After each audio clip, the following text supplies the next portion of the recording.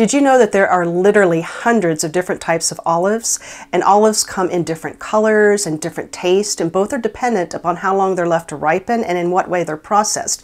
But there's really no nutritional difference between a green olive or even a black olive. And you might not think of olives as a health food, but aside from the sodium, there are very many healthy benefits to eating olives.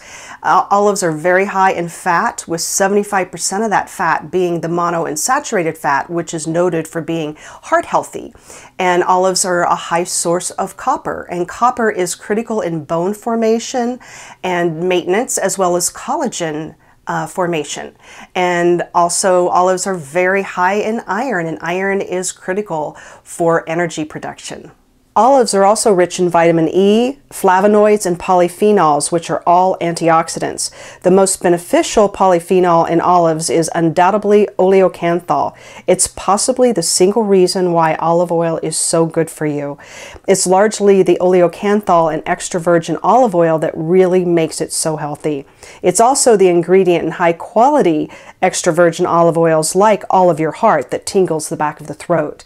And olives are very easy to add to your diet, so you can start reaping the benefits from them.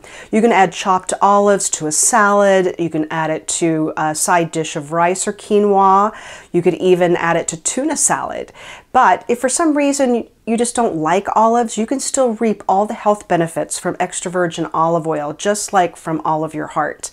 And it's very easy to use every day. You can drizzle it on your salads, on cooked vegetables. You can make a caprese salad with sliced tomatoes, fresh mozzarella, and fresh basil, and then drizzle it with Olive Your Heart basil olive oil.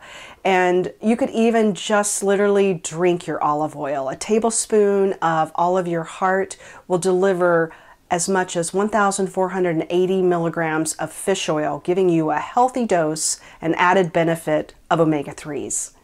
I want to thank you for watching this video. And well, that's all of it.